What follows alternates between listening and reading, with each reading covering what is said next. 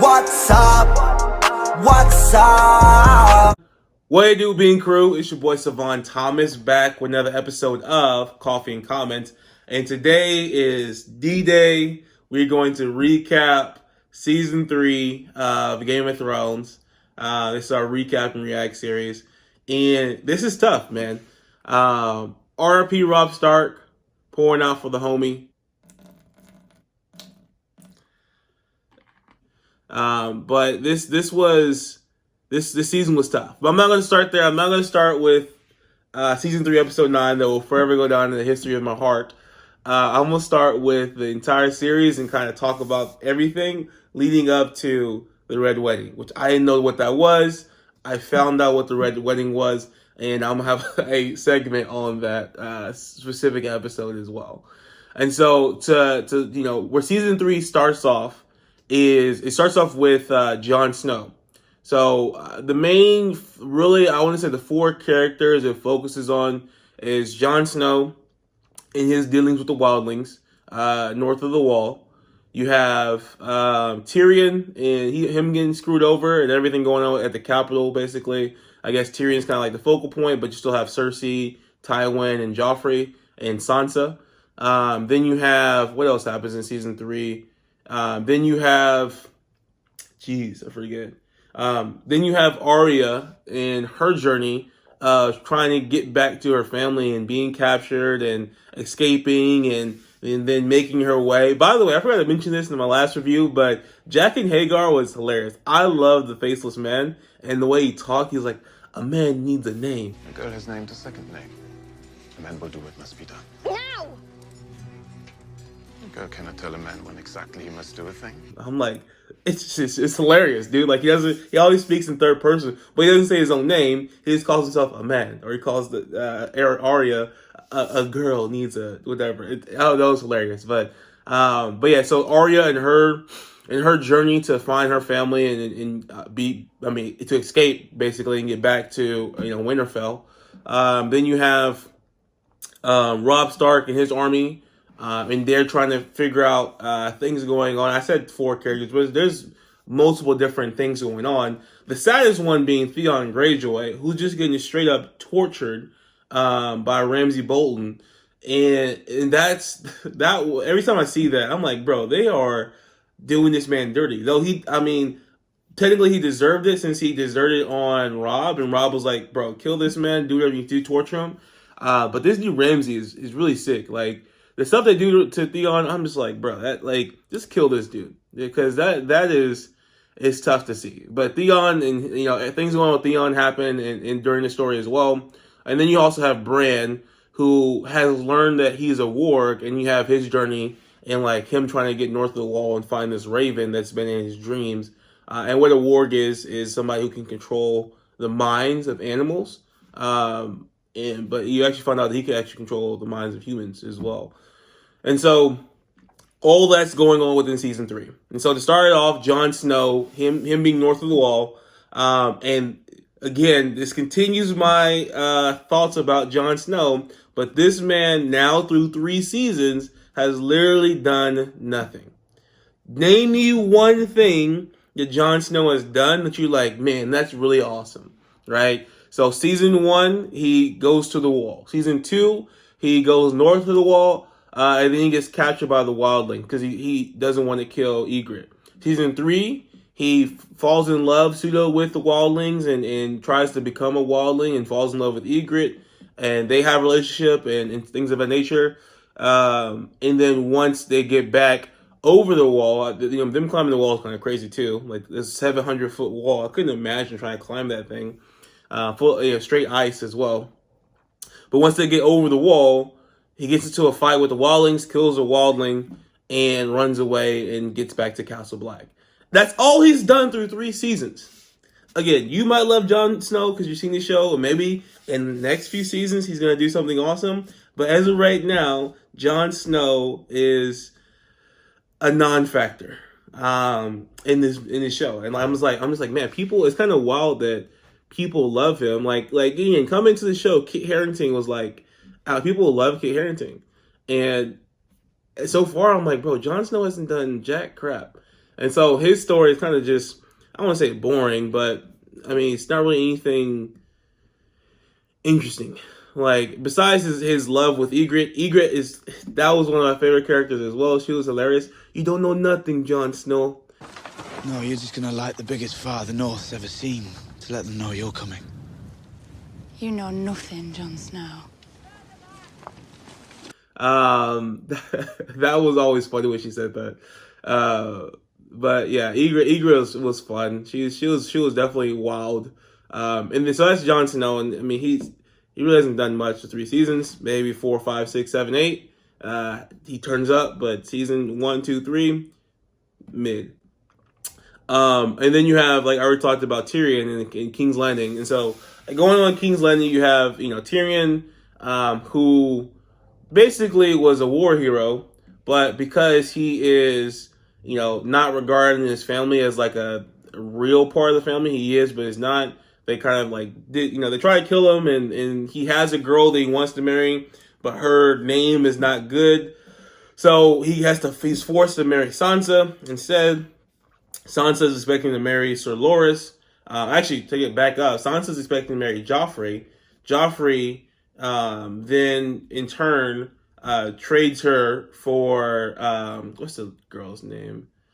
She was the former wife of Renly Baratheon, and now she, her family, the Tyrells, they traded on the Baratheons and Stannis' army. And then they are now in good standing with the king. And so the former wife of Renly Baratheon is now going to marry Joffrey. So that's a little bit weird, because she seems like she's like 20 years old and he's 13. But I guess vice versa, that works as well. Like, because kids, I mean, a lot of these older men were marrying like 14-year-old girls. Like Sansa is, I think, 14 years old in the show, and then Tyrion is, I don't know, 30 maybe in his 20s. I don't know how old he is, but it's just weird how they just marry people off so young. And it's just normal. Like 30-year-old, 60-year-old man get with a 15-year-old girl and all this other stuff. Medieval times were wild. Definitely would not want to live back then, because they were doing some wild stuff to kids and to people. And if you didn't have the right name, you was out of luck. So, anyways, what I'm saying is Sansa was supposed to marry Joffrey. That didn't happen. Then she was supposed to marry Sir Loras. But when Tywin Lannister came, he's like, nope, this was going to go down. Cersei, you're going to marry Sir Loras. Tyrion, you're going to marry Sansa. And Joffrey's going to marry, damn, I forget her name. In my mind, her name is Anne Boleyn. If you've ever watched the show Tudors, it's the same actress that played Natalie Dormer, who plays this character in Game of Thrones, and she played Anne Boleyn in the Tudors. So in my mind, I'm like, every time I see her, I'm like, Anne Boleyn, she should get her head chopped off, because that's what happened in the Tudors. But her character, obviously is going to marry Joffrey. And so Sansa's kind of screwed. Tyrion's kind of like, I don't want to do this, but it is what it is. He's in love with Shay, the girl he met in the army when he was like fighting for his dad, and then brought her to the capital. And so she's pissed as well. There's a lot of stuff going on in King's Landing. Jamie's trying to get back to King's Landing. That was a part of the show as well that I didn't talk about. But Jamie met, who was it? Jeez, there's a lot that happens in this season. Jamie is captured. Jamie Lannister is captured. The mom, Catelyn, lets him go, and said in return for him going to King's Landing for her daughters, basically Arya and for Sansa. And so she has her personal knight.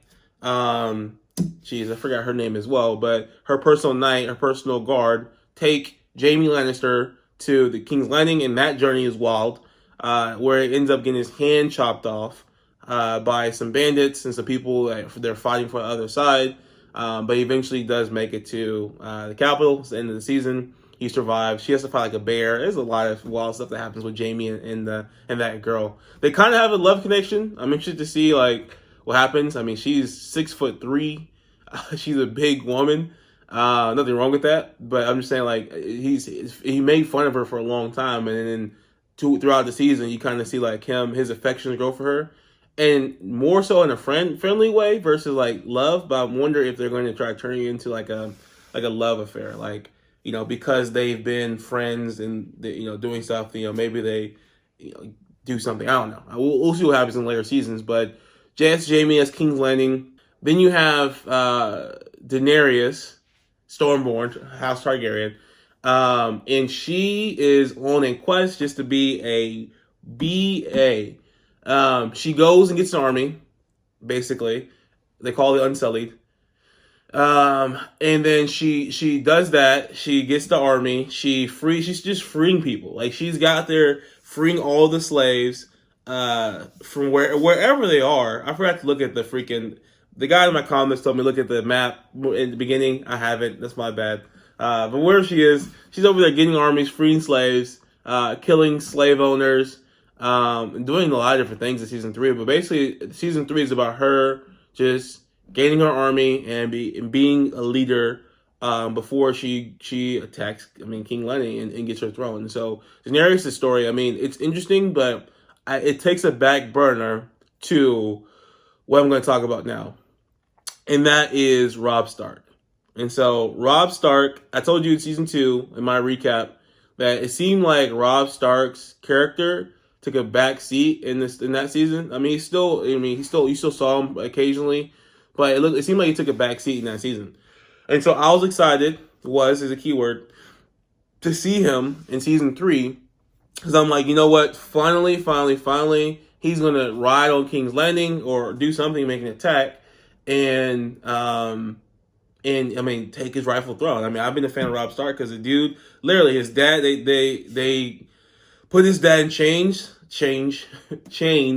and say, and he's like, dude, I'm riding for my dad. I'm going to go down and kill the king and name my father.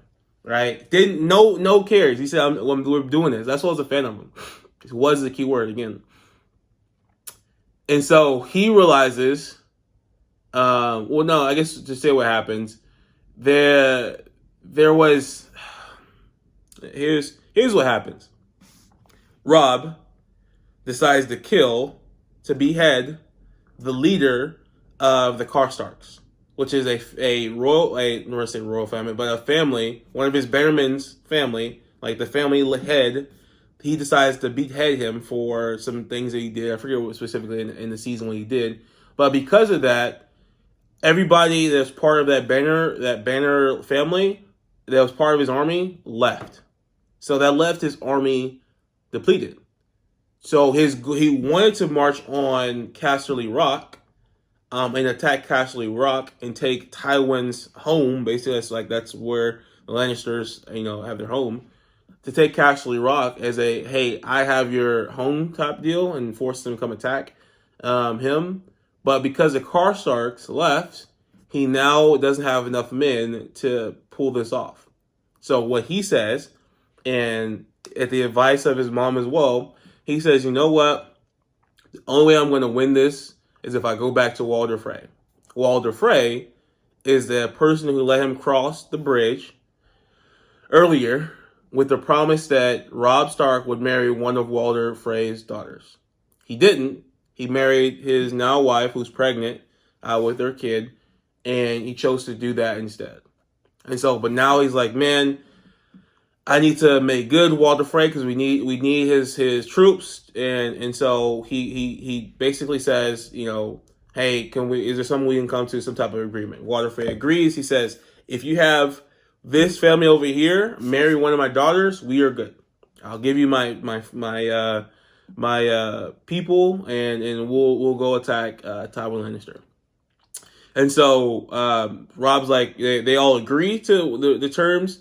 And then Walder Frey's like, hey, we need to have a wedding now because you went back on your word last time. So I want to have a wedding right now. And that brings us to the Red Wedding. And so the Red Wedding's tough because I didn't know what to expect. This was the most shocking episode of any TV show I've ever seen. Of any movie, too, I'd say. Outside of Mufasa dying in 1993 in The Lion King, watching that as a little kid and still, somewhat crying and tearing up today as a grown man, this was the most shocking death to me because I was not expecting Robb Stark or anybody in his family to die. And so for those watching that seen the show, I mean, you know about the Red Wedding, you know what happened. But for those that haven't watched, and still with my review, again, they're at the castle.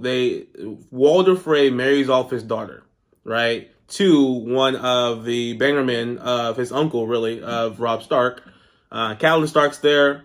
In fact, Arya Stark's finally got to her family as well. So she's been traveling for basically since the last episode of season 1 to now to get back to her family, and she's finally there, right? About to walk into the castle thanks to the Hound, and Walder Frey says, these exact words, but I have a surprise for you. That surprise was 10 men up in the rafters that take bow and arrows or whatever the thing is and shoot Robb Stark. Right? So first, I guess to back up, Catelyn noticed that one of the men had chainmail on. She's like, why does he have chainmail? And then she realized this was like an attack. Like this, they had trapped him. This was an attack.